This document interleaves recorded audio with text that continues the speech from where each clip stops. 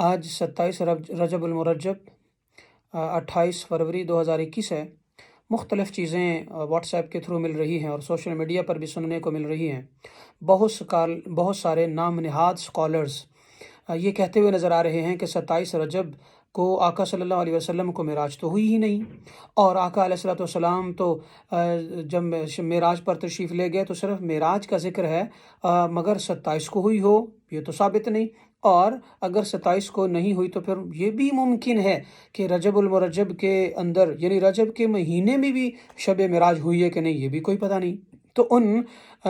کم علم اور دین سے دور شہرت کے بھوکے لوگوں سے میں یہ کہنا چاہوں گا کہ امت مسلمہ ہمیشہ سے اس بات پر متفق رہی ہے کہ آقا صلی اللہ علیہ وسلم کو جو معراج ہے وہ رجب المرجب میں ہوئی ہے، اور اس کی تاریخ جو ہے وہ 27 تاریخ تھی۔ اب میں آپ کے سامنے کم از کم 5 حوالہ جات پیش کرتا ہوں۔ نمبر 1، شارح مسلم شریف حدیث کی بڑی معروف کتاب ہے، اس کی شرح کرنے والے امام محی الدین یحییٰ بن شرف النووی رحمۃ اللہ تعالی علیہ، جو ان کی وفات ہے وہ ہوئی ہے 676 ہجری میں، اور دوسرے حضرت ابو عبداللہ محمد بن عبد الرزاق محمد بن عبد الباقی زرقانی رحمۃ اللہ علیہ، ان کی وفات 1122 ہجری میں ہوئی ہے۔ تو وہ فرماتے ہیں کہ 27 رجب المرجب کو حضور نبی کریم صلی اللہ تعالیٰ علیہ وسلم کو معراج ہوئی، اور اس کا حوالہ ہے نمبر 1 یعنی کتاب نمبر 1 روضۃ الطالبین کتاب السیر، اور جلد نمبر 10 ہے، صفحہ نمبر 206 ہے ایک کتاب۔ دوسری کتاب ہے امام زرقانی رحمۃ اللہ علیہ کی، اس کا نام ہے المواہب اللدنیہ، یہ کتاب المواہب اللدنیہ، اس کتاب کا جلد نمبر 8 ہے اور صفحہ نمبر 18 ہے۔ اس کے اندر باقاعدہ یہ ثابت ہے کہ آقا علیہ السلام کو معراج رجب میں ہوئی اور 27ویں تاریخ تھی چاند کی۔ اسی طرح دوسرے مہینوں کے بارے میں آپ ذکر فرماتے ہیں حضرت علامہ عبدالحی لکھنوی، جن کی وفات 1304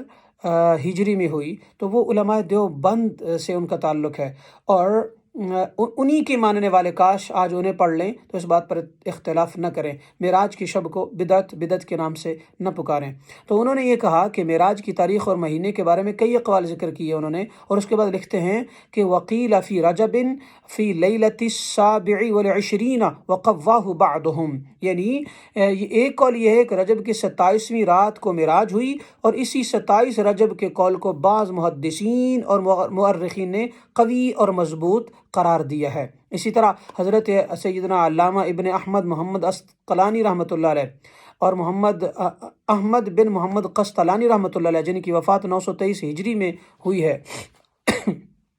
آپ بیان فرماتے ہیں کہ سید دو عالم صلی اللہ تعالیٰ علیہ وسلم کو 34 مرتبہ معراج ہوئی، ان میں سے ایک جو معراج ہے وہ جسم و روح کے ساتھ ہوئی ہے، اور باقی جو معراج ہیں وہ خواب کے اندر ہوئی ہیں۔ اچھا، جو ایک معراج ہے وہ آقا صلی اللہ تعالیٰ علیہ وسلم کو جسم و روح کے ساتھ ہوئی، اور وہ جو معراج تھی وہ آپ کو 27ویں شب رجب کی 27ویں شب کو ہوئی، اور اس کا حوالہ ہے الآثار المرفوعہ فی اخبار الموضوعہ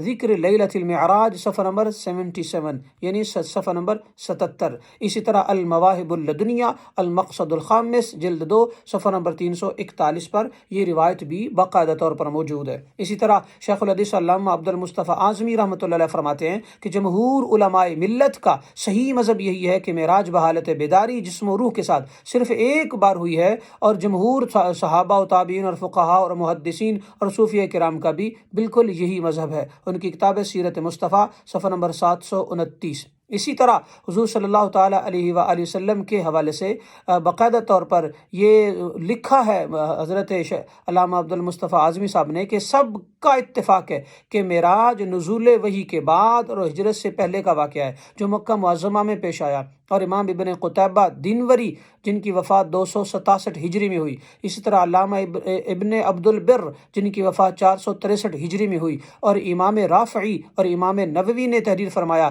کہ واقعہ معراج رجب کے مہینے میں ہوا، اور محدث عبد الغنی مقدسی رحمۃ اللہ علیہ جو ہیں جن کی وفات 600 ہجری میں ہوئی، انہوں نے رجب کی 27ویں تاریخ جو ہے اسے ہی متعین کر دیا، اور فرمایا کہ 27 رجب ہی کو معراج ہوئی تھی۔ اسی طرح علامہ زرقانی رحمۃ اللہ علیہ جو ان کی وفات 1122 ہجری میں ہوئی، انہوں نے تحریر فرمایا کہ لوگوں کا اسی پر عمل ہے کہ رجب المرجب جو ہے وہ 27 یہ تاریخ جو ہے رجب کی معراج 27 رجب ہی کو ہوئی ہے۔ لہٰذا ان ساری روایات کی روشنی میں، جن میں تمام مسالے کے لوگ بھی ہیں اور سن 200 ہجری سے لے کر تقریباً 1200 ہجری تک، 1122 ہجری تک جتنے بھی محدثین ہیں، ان میں سے اکثر کے نام لے کر، ان کی کتابوں کے حوالہ جات دے کر، کتابوں کے نام بتا کر میں نے آپ کو بتایا ہے کہ جو شب معراج ہے آقا علیہ السلام کا آسمانوں پر چلے جانا، وہ 27 رجب المرجب کو ہوا ہے اور یہ پوری امت اس پر متفق ہے۔ لہٰذا اس کے باوجود بھی معراج کا واقعہ وہ ہے کہ اگر معراج کا واقعہ اسلام سے خدا نخواستہ نکال دیا جائے تو دور حاضر کے اندر، دور جدید کے اندر سائنس کی جب بادشاہی چل رہی ہے تو آپ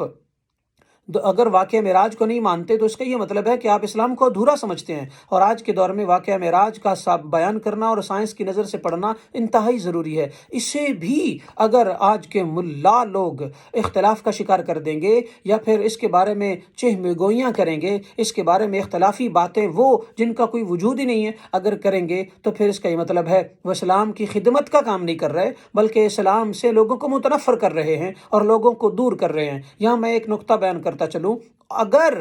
اگر یہ کہا جائے کہ یہ معراج کے حوالے سے جو حدیث ہے یہ حدیث ضعیف ہے، تو میں آپ کو یہ کہوں گا یہ حدیث ضعیف نہیں ہے۔ وجہ یہ ہے کہ اس پر ڈھیر ساری احادیث مبارکہ ہیں کہ آقا علیہ السلام نے ارشاد فرمایا جو مسلمان 27 رجب المرجب کی صبح کو روزہ رکھے گا اور اس کی رات کو عبادت کرے گا تو گویا کہ اس نے 100 سال کی نفلی عبادتوں کو کر لیا۔ ایک رات میں عبادت کا 100 سال کی عبادت سے ثواب ہے، ایک دن کے روزے کا 100 سال کے روزوں کا ثواب ہے۔ یہ باقاعدہ حدیث پاک سے ثابت ہے، شعب الایمان کی باقاعدہ طور پر یہ روایت ہے۔ اچھا، اگر یہ کہا جائے کہ یہ تو حدیث ہی کوئی نہیں، یعنی سیدھا انکار ہی کر جاتے ہیں مولوی، اگر یہ روایت ہی نہیں ہے اور اگر پھر مان بھی جائیں تو کہتے ہیں یہ ضعیف ہے، تو میں آپ کو بتاؤں اگر یہ روایت ضعیف ہے تو آپ نے نکاح کی روایت میں جو 2 گواہوں کی شرط ہے اس کو تو بڑا سچا مانا ہوا ہے، اور اس روایت کو تو بڑا فرض کا درجہ قرار دیتے ہیں کہ 2 گواہوں کے بغیر تو ہم بالکل بھی نکاح پڑھائیں گے ہی نہیں، اور اس طرح کی جو ہے نا وہ ضدیں آپ لوگ کرتے ہیں۔ تو میں آپ کو بتاتا چلوں کہ نکاح کے لیے 2 گواہوں کی جو شرط رکھی ہوئی ہے، یہ 2 گواہوں کی شرط والی جو روایت ہے یہ ضعیف ہے، یہ روایت ضعیف ہے۔ 2 گواہوں کا نکاح میں ہونا ضروری ہی نہیں کیونکہ یہ روایت ہی ضعیف ہے، مگر یہاں تو ملا اپنے پیسے بچانے کے لیے اور پھر لوگوں سے واہ واہ کروانے کے لیے باقاعدہ طور پر اس کو نہ صرف اسے مانتا ہے بلکہ اس پر عمل بھی کرتا ہے۔ یعنی فقہائے احناف، شافعی اور حنبلی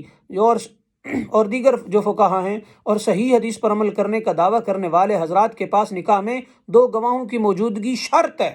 جبکہ نکاح میں 2 گواہوں کی روایت سند کے اعتبار سے بالکل صحیح نہیں۔ نکاح کے لیے 2 گواہوں کی شرط کے سلسلہ میں مندرجہ ذیل حدیث ہے النکاح الا بولی و شاہدی عدل، جس کا ترجمہ یہ ہے کہ ولی کی اجازت سے 2 عادل گواہوں کی موجودگی میں ہی نکاح درست ہوتا ہے۔ اب اس روایت کے اندر اس روایت کو امام دارقطنی نے اپنے سنن میں اور دیگر محدثین نے بیان فرمایا۔ وہ کہتے ہیں اس کے اندر ایک راوی عبداللہ بن محرز، وہ تو ضعیف ہے، وہ تو متروک ہے اور وہ تو چھوڑا ہوا ہے اور وہ تو قابل اعتبار نہیں ہے اور بالکل وہ تو راوی ٹھیک نہیں ہے۔ تو اگر آپ ضعیف حدیث کو نکاح کے وقت میں واجب کا درجہ دے کر مانتے ہیں اور اسے کبھی بھی ضعیف نہیں کہا تو معراج والی روایت کیوں ضعیف ہو گئی ہے؟ جبکہ معراج والی روایت پر تو پوری امت کا اتفاق ہے۔ لہٰذا اس کا تو یہ مطلب ہوا، حالانکہ جو معراج والی روایت ہے یہ صرف فضائل بیان کر رہی ہے، فضیلت بیان کر رہی ہے، اس میں واجب کا درجہ نہیں ہے، جبکہ جو نکاح کے 2 گواہ ہیں ان کے اندر اگر آپ اس روایت کو ضعیف قرار دیتے ہیں، اور چونکہ روایت ہے بھی حقیقت میں ضعیف، تو جب ضعیف روایت وہاں پر آپ نے واجب کا درجہ دے کر اسے اوتھینٹک قرار دیا ہوا ہے تاکہ اختلاف نہ پڑے، تاکہ معاملات خراب نہ ہوں، تو جب عظمت مصطفیٰ کی باری آئے تو پھر آپ کو صحیح روایتیں بھی ضعیف نظر آ جاتی ہیں، اور جب نکاح کی باری آئے تو اس وقت ضعیف روایتیں بھی آپ کو صحیح نظر آ جاتی ہیں۔ تو یہ سراسر اسلام کے ساتھ غداری ہے، یہ سراسر اسلام کے صحیح، یعنی یوں کہہ لیں کہ عظمت مصطفیٰ جن احادیث میں روایت ہو یا بیان ہو وہ آپ کے نزدیک جو ہے نا وہ ضعیف ہو گئیں۔ اس کا مطلب صاف یہ ہے کہ آپ کے دل میں آقا صلی اللہ تعالیٰ علیہ وسلم کا بغض ہے، اسے نکالیے، اللہ تعالیٰ کو جان دینی ہے، اور اسلام کی خاطر جو آپ کام کر رہے ہیں یہ نیگیٹو انداز میں کر رہے ہیں۔ اسلام اس طرح کے کام کرنے کی اجازت بالکل بھی نہیں دیتا، نہ ہی اللہ تعالیٰ کی یہ منشا اور مرضی ہے۔ تو نکاح کے وقت جو دو گواہوں والی روایت ہے وہ ضعیف ہے، تو ثابت یہ ہوا کہ دو گواہوں کا نکاح کے وقت ہونا ضروری ہی نہیں ہے۔ تو جب دو گواہ نہیں ہوں گے تو آپ کا نکاح ہی ٹھیک نہیں ہوگا، اور جب نکاح ٹھیک نہیں ہوگا تو آپ اندازہ کریں کہ یہ سارے کا سارا جتنے بھی نکاح پوری دنیا میں پڑھے جا رہے ہیں کیا یہ جائز ہیں؟ اور اگر یہ جائز ہیں تو دو گواہوں کی شرط رکھنے والی تو روایت ہی ضعیف ہے، تو ضعیف روایت پر آپ عمل کر کے غلط نکاح پڑھا رہے ہیں کیا؟ تو جو معراج کی روایت کو، شب معراج 27ویں کو ہے یا نہیں، جو اسے ضعیف کہتا ہے